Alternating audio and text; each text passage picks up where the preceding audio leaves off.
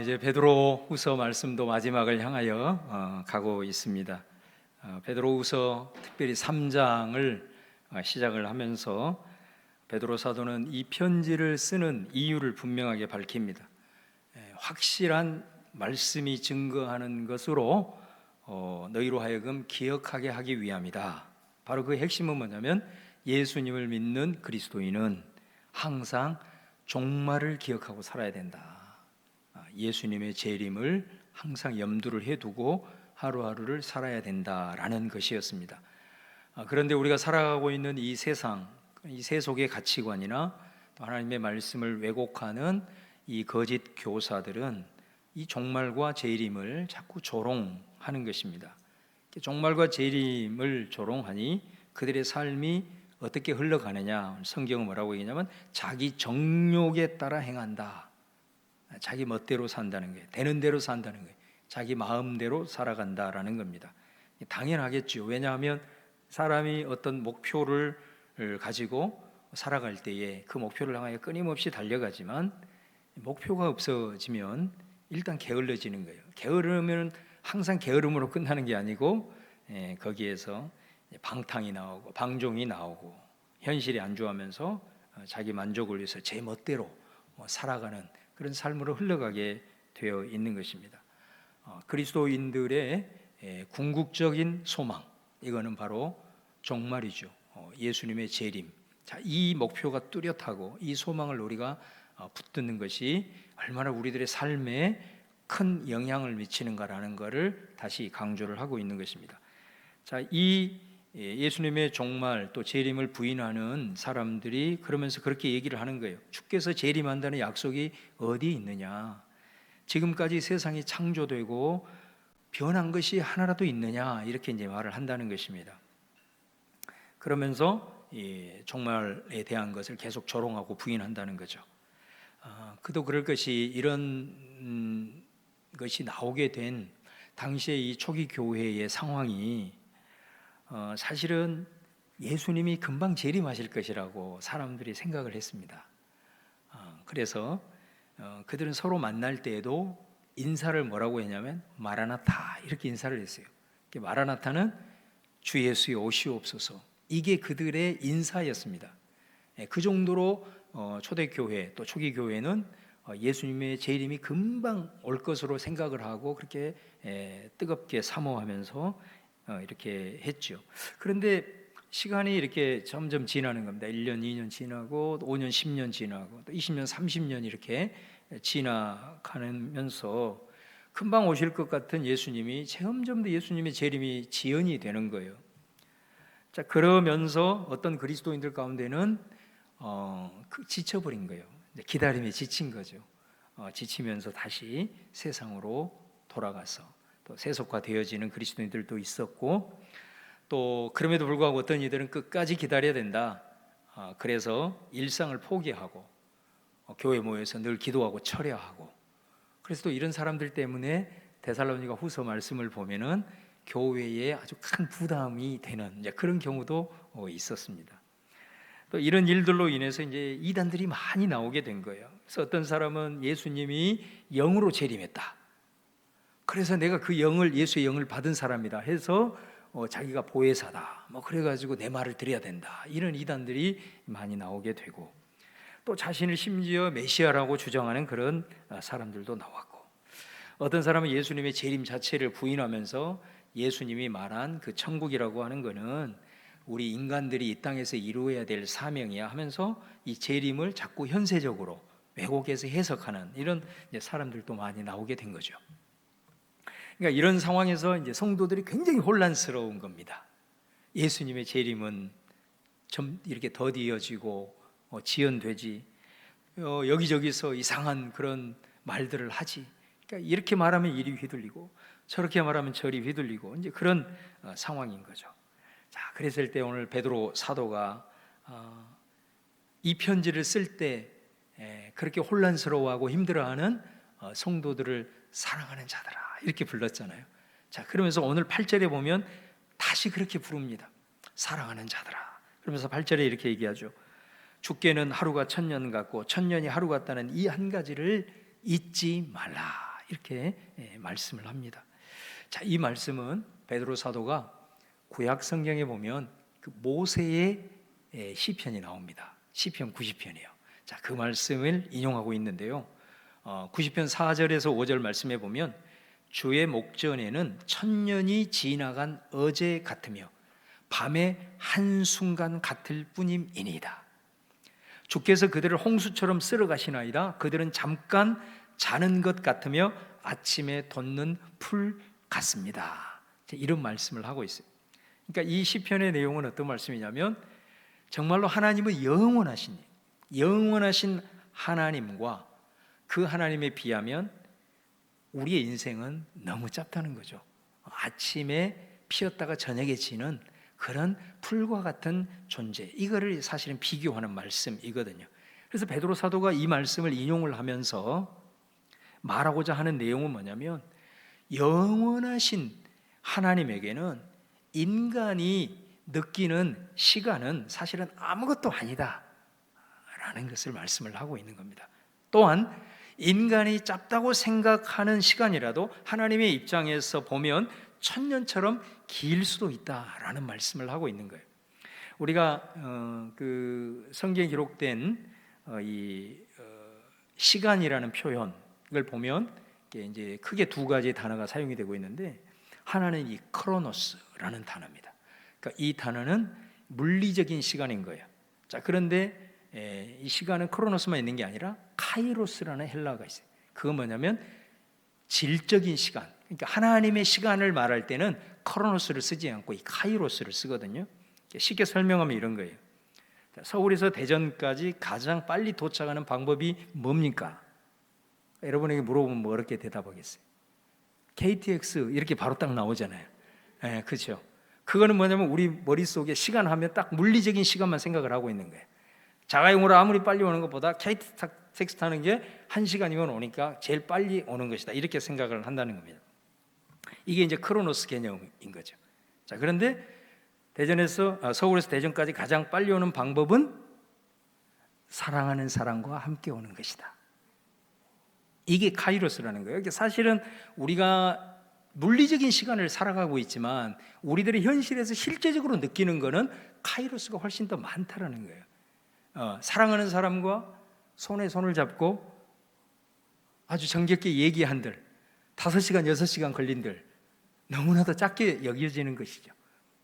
고속버스를 탔는데 뭐 이런 분은 없겠지만 내가 평소에 정말 마주치지 말아야 될 사람이 내 옆자리에 앉아 있다고 생각해 보세요. 그거는 1시간이 뭐 10시간, 100시간과 같은 거예요. 이게 카이로스입니다. 그러니까 예수님이 언제 오느냐, 여러분 우리가 자꾸 이거에 대해서 이렇게 인간적인 물리적 시간 개념으로 생각을 하다 보면 어떤 현상이 나오냐면, 요즘 최근에 이제 뭐 코로나로 인해서 우리 선교단체 중에 좀 문제 있는 선교단체가 보도가 되기 했습니다만, 그 선교단체는 예를 들어서 온 민족에게 복음이 전해지면 마지막이 온다, 이제 예수님의 이 복음서의 말씀을 문자적으로 그대로 이제 받아들여서 선교를 하는 거예요. 그래서 거기는 뭐 그런다잖아요. 10년 전에는 복음이 한 번도 들어가지 않은 그런 종족이 3,000개였는데 5년 전에는 1,000개, 뭐 2년 전에는 500개, 얼마 남지 않았다는 거예요. 그래서 이 사람들의 선교는 거의 아주 공격적 선교를 하죠. 막 순교를 각오하고 선교를 하는 거예요. 근데 참 희한한 것은 뭐냐면,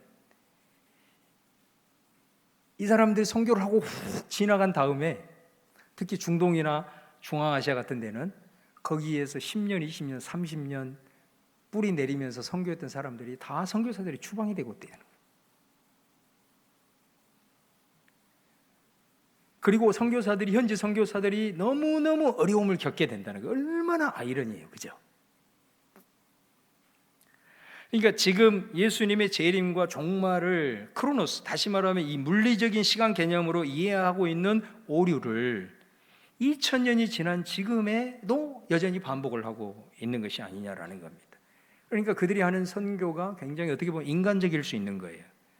우리가 다 전하면 결국 예수님이 재림할 수밖에 없다라고 하는 이런 식의, 어떻게 보면 가장 열정적인 것 같지만 하나님의 때를 자신들이 인위적으로 당길 수도 있고 밀칠 수도 있다라고 하는 아주 그 인간적인 생각이 깔려 있는 성경일 수도 있다라는 겁니다. 상당히 위험한 생각이죠. 오늘 베드로 사도가 말을 하는 겁니다. 여러분 꼭 기억하십시오. 주님에게는 하루가 1000년 같고 1000년이 하루 같다는 사실을. 그러면 하나님의 이 카이로스 시간을 움직이는 추가 뭐냐? 오늘 9절의 말씀을 합니다. 9절을 보시면 주의 약속은 어떤 이들이 더디다고 생각하는 것 같이 더딘 것이 아니라 오직 주께서는 너희를 대하여 오래 참으사 아무도 멸망하지 아니하고 다 회개하기에 이르기를 원하시느니라. 그러니까 주님의 재림의 약속이 이 물리적인 시간 개념으로 더디다고 생각하지 마라. 하나님의 시간은 다르다는 거예요.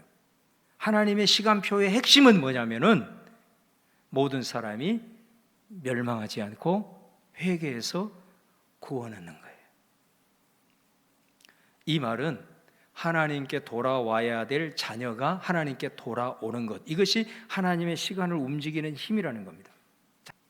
그럼 우리는 이렇게 질문할 수 있습니다. 그래서 우리가 열심을 가지고 전도해야 되지 않습니까? 선교도 하고 목숨 걸고 그렇게 가서 선교를 해야 되지 않습니까? 물론 맞습니다. 당연히 그렇게 해야 됩니다. 오늘 이 말씀도 바로 그 말씀이 첫 번째 의미일 겁니다. 믿지 않는 사람이 예수님을 믿고 죄사함을 받고 하나님께 돌아오는 것, 하나님이 원하시죠.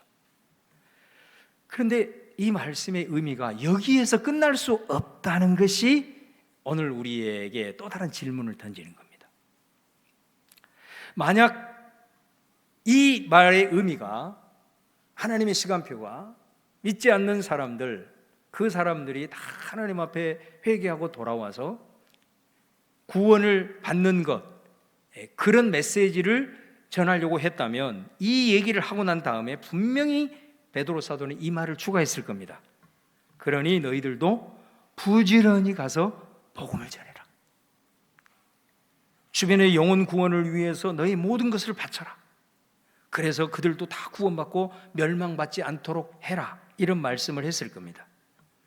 자, 그런데 오늘 말씀을 우리가 다시 한번 주의 깊게 읽어보면 지금 이 말을 누구에게 하고 있느냐면 아까도 말씀드렸죠. 사랑하는 자들아. 예수 믿는 그리스도인들에게 하고 있는 거죠. 교회 성도들에게 지금 하고 있는 거예요. 하나님이 오래 참으시는데 누구를 참으신다고 얘기합니까? 오늘 말씀해 보면 너희를 참으신다고 말합니다. 그러니까 우리가 생각할 때 믿지 않는 불신자들이 멸망하지 않고 회개하고 돌아오는 것은 그건 이미 예수님이 말씀했던 우리에게 주어진 가장 큰 복음의 사명, 그거는 뭐 불변의 진리고 그거는 가장 기본적이고, 그러나 이 말씀을 그렇게만 해석을 하면 안 된다는 거예요. 너무나도 당연한 거지만 그렇게만 해석하고 넘어가 버리는 말씀이 아니라는 거예요. 오늘 말씀은 하나님이 누구를 참느냐? 너희를 참고 계신다라고 말해요. 예수 믿고 천국을 유업으로 받는 하나님의 자녀들, 너희들을 참고 계시고 너희들이 멸망하지 않고 다 회개하며 돌아오기를 원한다라고 말하는 겁니다. 오늘 말씀은. 내가 지금 그 기회를 너희들에게 주고 있다라는 말씀인 거죠. 자, 그러면서 10절에 이렇게 이어집니다. 10절 말씀해 보시면 그러나 주의 날이 도둑같이 오리니 그 날에는 하늘이 큰 소리로 떠나가고 물질이 뜨거운 불에 풀어지고 땅과 그 중에 있는 모든 것이 드러나리로다. 자, 하나님이 오래 참으시지만 하나님의 때는 절대로 인간적인 계산으로는 측량할 수 없다. 기회를 주시지만 주님의 날, 마지막 날은 우리가 생각하지 않을 도둑처럼 온다라는 말씀이죠. 자, 그 날에는 어떻게 얘기합니까? 하늘이 떠나가고 그 다음에 여기서 물질이 풀어진다. 물질은 헬라 원문에 보면 이게 모든 것을 구성하고 있는 기본 요소예요. 이게 과학적인 용어로 말하면 원소를 뜻해요.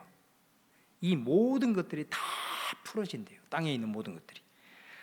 요한계시록 표현으로 보면 처음 하늘과 처음 땅은 없어진다라는 의미예요. 자, 그러면서 아주 중요한 말을 해요. 자, 마지막 부분에 뭐라고 얘기하냐면 그 중에 있는 모든 일이 드러나리로다 이렇게 말합니다. 여러분, 이 말씀이 어떤 의미일까요? 자, 예를 들어서 아주 울창한 밀림이 있습니다. 단 그 한 치의 거리도 볼 수 없는 빽빽한 밀림. 근데 그곳에 불이 났어요. 그래서 다 타서 없어졌는데 얼마 지나지 않는 거리에 아주 큰 탑이 있었던 거예요. 아무도 몰랐는데 산불이 나서 다 태워 없어지니까 그게 있다는 것이 발견이 된 거예요. 여러분, 종말의 때라고 하는 것은 우리가 예측하지 못할 때 임박하게 온다.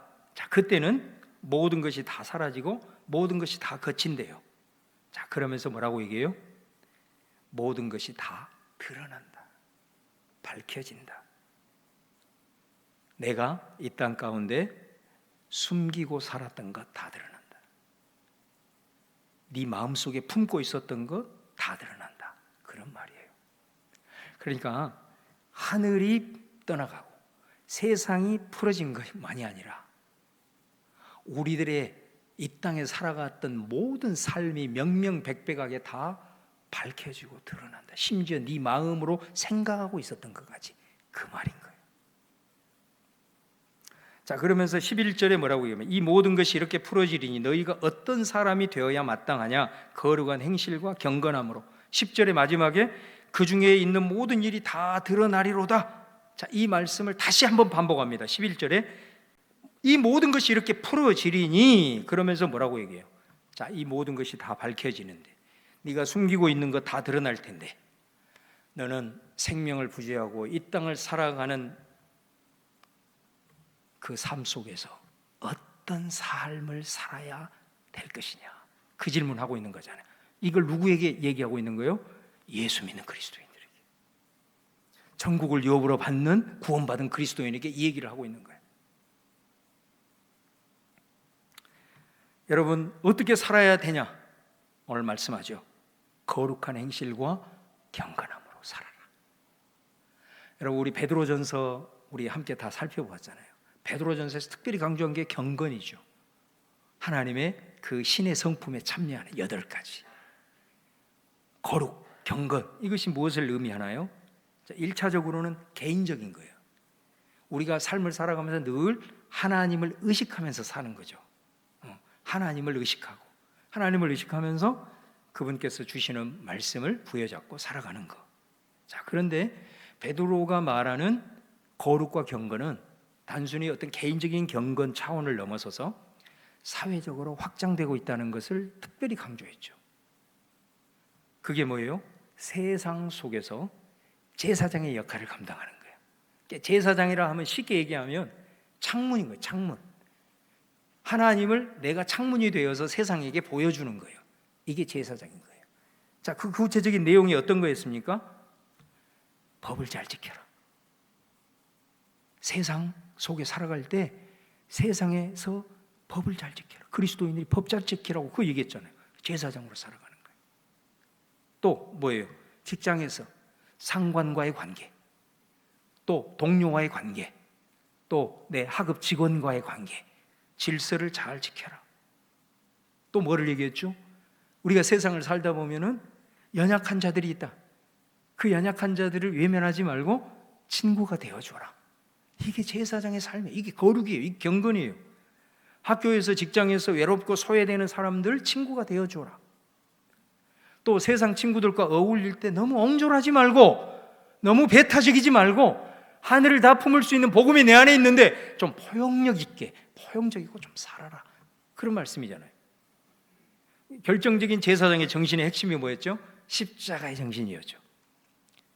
십자가의 정신이 뭐였어요? 베드로전서에서 보복하지 마라. 악을 악으로 갚지 말고 좀 그것이 신앙적인 가치가 있다면 내가 의로운 고난을 질 각오를 하면서 좀 살아라. 이게 제사장의 직무였단 말이에요. 여러분, 주님께서 오래 참으시는 대상을 오늘 말씀에서 발견하셔야 돼요. 예수 안 믿어서 지옥을 향해 달려가는 그런 불신자뿐만이 아니고 바로 나, 예수님을 믿고 천국의 확신을 갖고 있는 우리를 지금 오래 참고 계신다는 거예요. 여러분, 제가 최근에 어떤 글을 하나 읽었는데 그 글에서 아주 좀 도전이 되는 글이 있어서 제가 그 글을 좀 소개를 하려고요.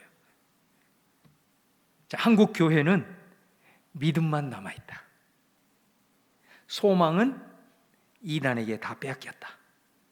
이단들이 들고 나온 교리의 왜곡은 다 재림과 관련되어 있고 종말과 관련되어 있다. 이는 한국 교회가 천국 소망, 재림 소망을 잃어버리고 너무 현실에 치우쳐 있고 예수 믿고 복 받고 잘 살면 된다는 메시지로 인해서 이제는 세상보다 더 세상적이기 때문이다. 사랑은 세상에게 빼앗겨 버렸다. 예수님의 복음은 서로 사랑하는 건데 다툼, 갈등, 그리고 교회 안에서까지 시기하고 경쟁하고 질투하고, 그래서 세상은 교회로부터 사랑을 빼앗아서 에로스적이고 감각적인 사랑으로 변질시켜 버렸다. 한국 교회는 믿음만 남아있다. 아니, 믿음만 붙들고 있다. 그래서 예수 믿으면 천국 티켓을 땁니다. 그리고 예수 믿으면 이 땅에서 복을 받습니다. 그래서 무조건 믿어야 되는 거예요. 그래서 교회가 부흥하고 그리스도인 수가 늘어나고 그렇게 해서 대형 교회가 생기고 십자가가 여기저기 세워지면 다 되는 겁니까? 베드로는 바로 그러한 현실을 향하여 예언자적인 목소리를 오늘 시간 이 말씀을 통해서 우리에게 주는 것 아니겠습니까? 하나님이 참고 계시는 대상은 예수 믿고 그럼에도 불구하고 천국 소망 잃어버리고 예수님의 사랑의 계명을 외면하고 살아가는 바로 너희들이다. 너희들이 회개하고 복음으로 돌아와라. 그 기회를 지금 내가 참으면서 기회를 주고 있는 것이다. 그 기회를 잘 잡기를 바란다 라는 메시지예요. 여러분, 기회는 항상 있는 게 아닙니다. 주의 날이 도둑처럼 임하기 때문입니다. 여러분, 우리에게는 참 아픈 기억이 있습니다. 세월호 참사입니다. 사랑하는 아들, 딸이 엄마, 아빠 수학여행 갔다 올게요. 부모들이 그래, 공부하느라 얼마나 고생이 많았냐. 가서 머리도 식히고 맛있는 것도 먹고 추억도 만들고 오너라. 그렇게 인사하고 헤어졌어요. 며칠 만에 돌아올 줄 알았어요. 근데 그것으로 끝났어요. 여러분, 종말은 제가 누누이 얘기하잖아요.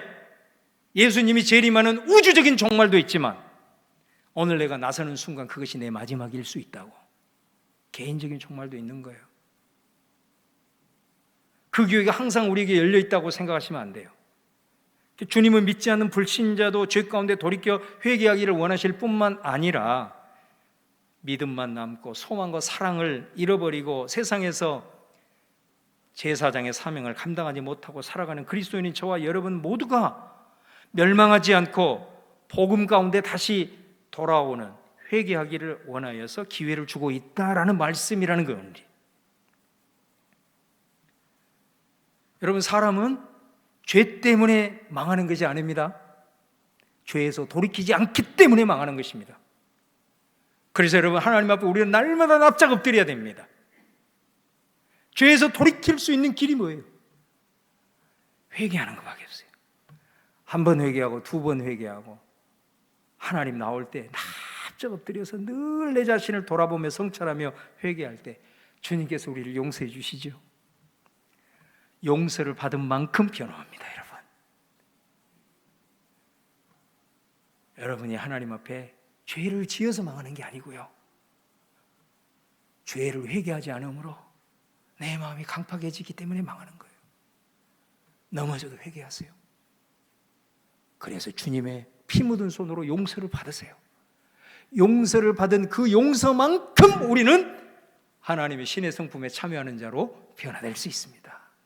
절대로 변화는 내 결단으로 되는 법이 없습니다. 용서를 받은 만큼만 변화됩니다. 그래서 죄 때문에 망하는 게 아니라 죄에서 돌이키지 않는, 그래서 마음이 굳어져 버린, 회개할 것이 생각나지도 않는 그것 때문에 망하는 겁니다. 여러분, 우리가 무엇으로부터 돌이키시겠습니까? 언제까지 반복해서 똑같은 죄를 짓고 있겠습니까? 돌이켜야죠. 언제까지 자신을 합리화하면서 습성화되어 버린 악한 입술과 행위를 계속하시겠습니까? 돌이켜야 합니다. 엎드려야 됩니다. 회개해야 합니다. 언제까지 이기적으로만 살겠습니까? 이웃을 배려하고 어려운 이웃들 위해서 도와주고 고통당하는 이들이 있으면 기부하고 봉사하고 세상 속에서 아까 말씀드린 베드로의 경건과 그 거룩, 사회 속에서 제사장의 사명을 감당하는 삶으로 돌이켜야죠. 돌이켜야 됩니다. 하나님 앞에 가면 모든 것이 다 벌거벗겨지는데 그러면 우리는 어떻게 살아야 될까요?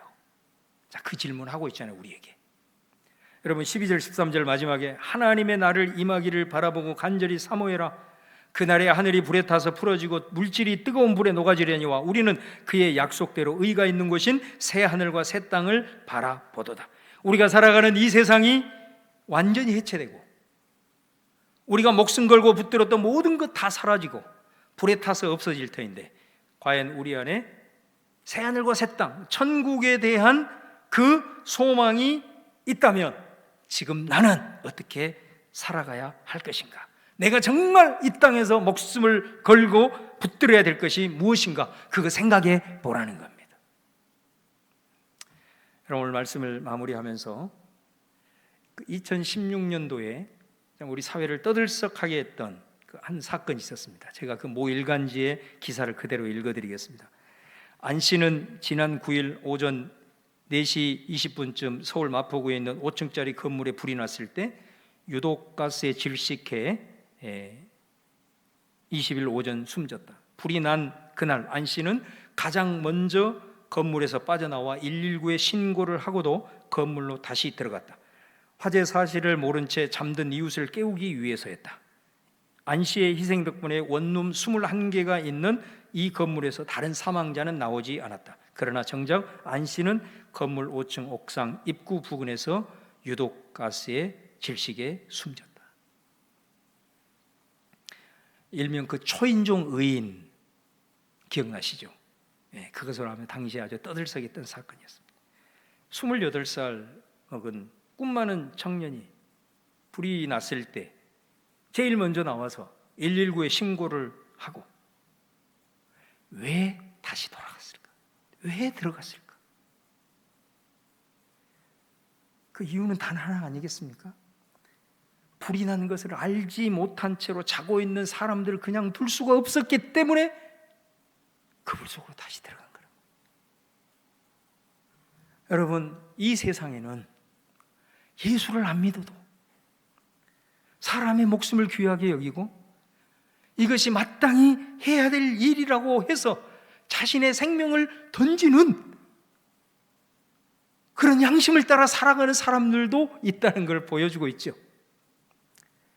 그런데 우리는 이 세상이 불의 심판으로 다 풀어지고 녹아져서 다 사라질 것이라는 것을 하나님의 말씀을 통해서 확연히 듣고 그 사실을 분명하게 알고 있는데 우리는 지금 어떻게 살아가고 있느냐? 여러분, 내가 이 세상에서 내 하고 싶은 거 다 하고 자기 할 일 다 해놓고 복음을 전할 수 없습니다. 그걸 아셔야 돼요. 내가 내 하고 싶은 거 다 하고 자기 할 일 다 해놓고 복음대로 제사장의 사명대로 산다? 불가능합니다. 절대로 불가능합니다. 그런 날은 오지 않습니다. 지금 살아가고 있는 이 순간 시간을 쪼개야 합니다. 그리고 복음이 뭔지를 배워야 합니다.